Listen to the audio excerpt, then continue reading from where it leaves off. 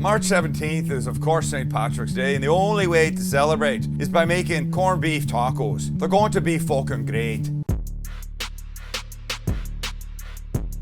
I went to a boarding school for my high school years, and most of the staff were from England, Scotland, and Ireland. And my math teacher, Mr. Wynn, was an Irishman, and he would say if you were late for something. Oh, also coached us in rugby. Zion boy, you fucking dink. Get over here right away, lad. It was that kind of thing. He also said when he got a cold, he would almost verbatim, I'll tell you what I do when I've got a cold there, lad. I sit on the end of my bed with a bottle of whiskey, and I drink, and I drink, and I drink until I pass out. And when I wake up, my head might be sore, but I no longer have the cold in my body. That was Mr. Wynn. But we're making corned beef tacos that are going to be so good. You're going to love these things. The corned beef recipe I've been making forever. It's a bit of a cheat. I'm not getting my own corning spices together and stuff like that. But just follow along. You're gonna dig this, and you can do this no problemo. So if you take a brisket and add corning spices to it, kind of pickling spices, you'll end up with corned beef. So really easy to buy. You buy them like this in the supermarket, right? It's a corned beef brisket, it says. Comes like this, and in every packet of it, in addition to the meat itself, is this little bag of seasoning spices. And those are important to what we're doing today. You'll find lots of recipes that say, just use the meat, throw that away, we're going to do our own version. I do think my version is crazy delicious. It may not be starting from the ground up. We're not growing our own corned beefs and going to the garden and getting the spices and stuff. And yes, I know you don't grow corned beef. So, first step, this is out of the bag, rinse it off, and it goes into our pot. Bust a hole, open it up.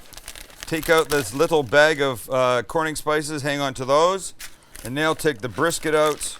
It's got some gelatinous nonsense on it. Give it just a little rinse off, and then straight into our pot. Just like that. Now we'll take the little bag of spices, open them up, dump them all in. Fill this with enough water to cover the brisket, and that looks like this. Just like that. This we will call braising, which really is the term for it. Just to cover. And onto the flat top. And now we just want to wait till this comes to a boil. And when it boils, on goes the lid, turn it down to a simmer, and we leave it for 2.5 hours. In anticipation of this glorious corned beef, we need to make a glazing sauce that will go on it once it's done cooking in our pot. And we put it in the oven for half an hour. Trust me, every second of this is absolutely worth it. Then we're gonna make mashed potatoes. Because I think a corned beef taco with mashed potatoes sounds like something that would be dreamy. Boys, you think so? Hell yeah. All right, sauce first, then the potatoes. We begin with one of my favorites, apricot jam. Just straight apricot preserves, and we want about half a cup. And that looks like about a half a cup. Oh, it's almost empty, might as well. Might as well finish off the jar, right? No point in leaving anything inside. Half a cup. Next, 1/4 cup of grainy mustard. And that will look like this. I want to tell you what that looked like coming out. Then, another favorite. 2 tablespoons of soy sauce. And that's it for the glaze, folks, because now we mix like this. Careful, because if you go too fast, you'll splatter it all over you. Oh, you guys don't know, but I know how good this is. Beautiful, beautiful, beautiful. This now can be set aside for when the corned beef is done, and we'll move on to mashed potatoes. And our mashed potatoes begin with, yeah, you guessed it, potatoes. All right, they've been peeled. I didn't think you needed to see that part, but what you do need to see, and we talk about this all the time, is that things the same size cook at the same time. And I don't want to wait while a whole potato cooks, so I'm gonna cut these into smaller pieces, and they will all cook faster and evenly as long as they're relatively the same size. So just do this. This one feels like it could be maybe cut into 3. As long as you're close, you're all right, but But there's no way that you're cooking this the same time that this cooks and expect them to be done at the same time. Everybody get that? Yep. Yeah. Good. So once these guys are all cut, we go into our little pot over here and we'll start them boiling. So to a pot of cold water, couldn't put my fingers in if it wasn't. That's how we like to start our potatoes. In they go. Like this, and like this. Oh, I got a lot of water in there. I might need to take a little out. Hold on, let me pour a little out. There we go. We wait for it to come to a boil, put a lid on, turn it down to a simmer, and wait till the potatoes are fork or knife tender. Then we move on. I came to this conclusion the other day. There's only 3 things you need to exist in life. Ready? 1 is water. We can all figure that one out. 2 is food. We're here to help you with that. And the 3rd one is sleep. So here's the question. How is your sleep? Is it good? Is it fitful? Do you turn? Do you wake up in the morning sore, uncomfortable, tired? Have you looked at what you're sleeping on? Are you sleeping on your same mattress from, oh, I don't know, when you were like 18 and then moved out of the house? Let me tell you something. We're adults now and it's time to change. And so I have 2 words for you, and those are Helix Sleep. Helix is a mattress in a box company. And if you haven't seen this concept yet, it will blow your mind. It comes to your door, you take it out of the box, you put this giant roll on your bed, you slowly take it apart and it unfolds. It becomes this big, gorgeous mattress that you and your loved ones want to lie on, in this case, me and Summer and Lewis, and enjoy. And the cool part is they personalize the mattress to your body type and your sleep style. And to get to that point, you fill out a simple little quiz. What's your preferred bed size? What's your sleeping position? Are you a back sleeper, a side sleeper, a stomach sleeper? Me? Back and side, actually. Do you like a soft, a medium, or a firm mattress? And when you've got a great mattress underneath you for relaxing, for working or sleeping, that's what it's all about. And by the way, I'm loving my Helix Sleep mattress because it's changed the way I sleep and has ended up being way better. What do you do to get yourself sleeping better, being happy, more comfortable? Click the link below or go to helixsleep.com/Sam. That's helixsleep.com/Sam. Get up to $200 off your Helix Sleep mattress and 2 free pillows. Did you hear what I said? Up to $200 off your mattress and 2 free pillows. Simple. It's gonna be the best thing you've done in a very long time. And we begin the deliciousness with about a 1/4 cup of butter. Ish. Feel it close? It's fine. Let that start to melt a bit. I can help it with a spoon.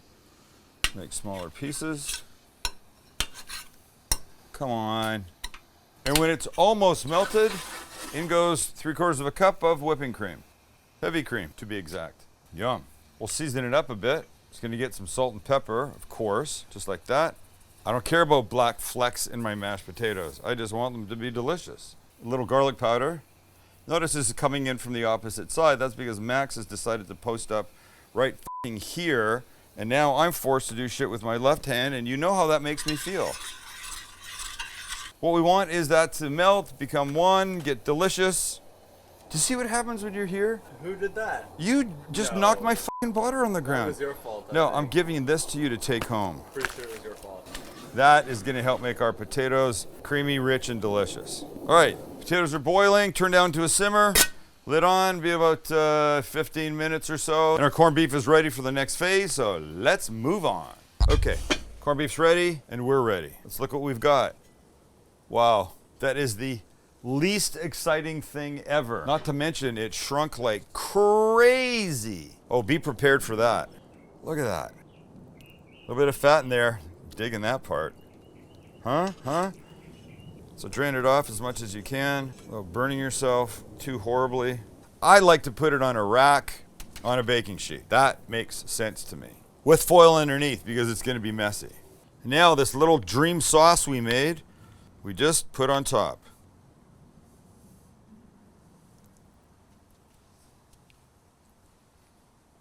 Oh boy.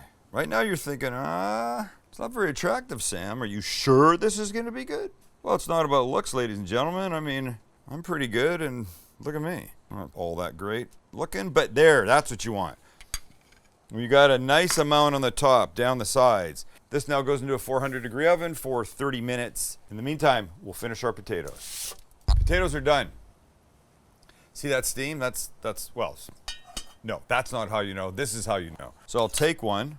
Remember what I said? I said knife tender, fork tender. Here's my knife. Just like that. Just like butter. One more, just in case you didn't believe me. Boom, that's what you want, right? So now we want to give this a very quick drain. Just get it all out. Spill all over yourself. Oh my God, I almost spilled freaking 800-degree water on it. Throw it back on the Evo and just give it a minute or so to let the excess moisture drain away and actually evaporate, because that won't be your friend when we're making these potatoes. Little shake. Almost there. And then we make the magic. And it looks like this. All right, so I'm actually going to do this. I'm going to dump them into this bowl, because the last time I tried to use the same pot for the mashing, with this, it just didn't go very smoothly. So this is called a potato ricer. I think you've seen this before. We take a couple of our potato pieces, we load up the ricer, and they call it a ricer because when you squeeze, what comes out looks like grains of rice. Beautiful. Right? And just carry on until you're done. These are Yukon Gold potatoes, and I love them for their color, but also their butteriness. I think they're an ideal mashed potato. Okay, last one in. And when you're done, we get the fun part. And now we should all remember this gorgeousness that smells insane right here. That little bit of garlic powder made all the difference. So now we'll add, say 3/4 of it, and mix. Wow. And while we're mixing, a little salt and pepper. And by little, kind of a decent amount, because potatoes are so bland. That is about perfect. Does that look perfect to anybody besides me? Might as well just try a little bit. Creamy, not lumpy, gorgeous.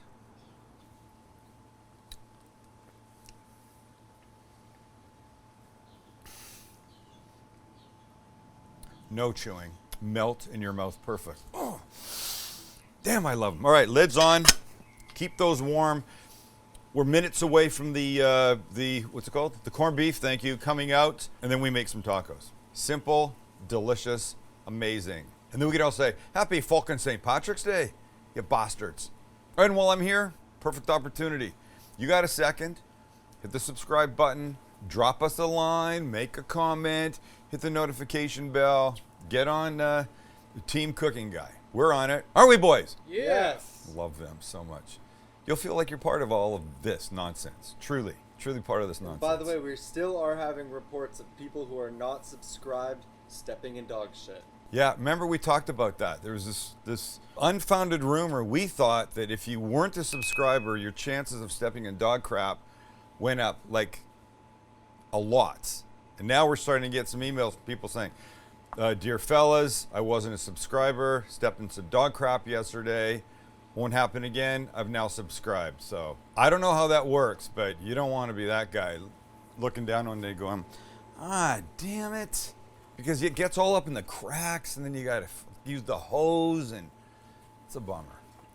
Corned beef tacos in about 10 seconds. Want to see what I got? Usually people answer, we'll try that again. Want to see what I got? Yeah! Thank you. Look at that little kid. Huh? Hello, gorgeous. What's your name? My name's corned beef. What's yours? Mine's about to eat the hell out of you. Sorry, not sorry. Look at if I just give it a little tilt. Oh, mother may I. I say that, I don't even know what it means in connection with that, but I know I want it. Well, this says to me it's time to eat, so let's bust some out. All right, so let's get this guy off. Come on, buddy. Put him on our cutting board. I want to cut that way. So, if you're ready, I'm all ready. Oh. Damn. It is just as gorgeous as I imagined it would be. Just look at that. Tender, juicy, perfecto, with a little bit of fat. That's my favorite part. The fat just adds to the whole thing. Let's try a bite before we make it into a taco, shall we? Oh yeah. It's heaven.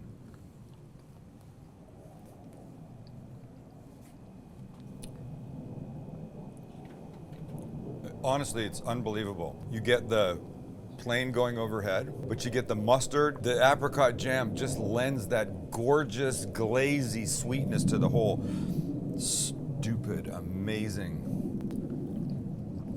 Oh God. Oh, hot. There's crispy edges on this. It's taco. Let's make a taco. Watch how this happens. Stay right there. Take a little flour tortilla. You want to use corn? Use corn. Put on the flat top. Totally missed. Try that again. You take a little tortilla. Flour. You want to use corn? Use corn. Put on the flat top. Wait for it to heat up. No. Damn it. Wait for it to heat up. Then the magic. We start with our tortilla. Next up, mashed potato, like this. You want to go end to end, because if you don't, you're going to get a bite of just tortilla, and that's going to suck. Next up, a little bit of cabbage, a little bit. Now watch this move. Right? Just a little bit of that. Now, it's a little bit more of this sauce. Just like that. Dang. I want you so badly, my little friend. So badly.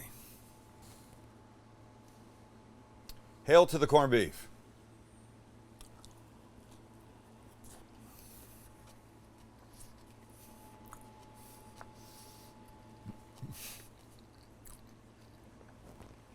I feel like a little kid that just did something wrong. Like I shouldn't be having this because it is so good. Mr. fucking Wynn would go out of his mind having this wee little taco right now. Except because he's from Ireland, he'd probably say taco. Zion boy, get me one of those corned beef tacos, would ya? Oh, it's tender, it's elegant, and the flavor is so good, and the mashed potatoes are like the perfect landing spot under here. And because the corned beef is tender, and the mashed potatoes are soft, and the flour tortilla is soft, you needed some crunch, and that comes, I think my phone's binging. Yeah. Oops. Like the third time. Uh-oh, my bad. And the crunch comes from the cabbage, which of course is perfect. Corned beef and cabbage, we got it in here. Just not gross and mushy. Please. And I apologize, probably should have had this recipe to you guys before St. Paddy's Day, but you can still do it. In fact, you'll thank me because now that it is St. Patrick's Day, all the corned beefs are going on sale, I'm sure. So not only have we given you a great recipe, but we're giving you one that you can do for less than anybody else. See how our lapse in thinking turned out perfect for you. I say farewell, my friends. This is something that should be in your repertoire. So get off the stick, Sparky. Start making. See you.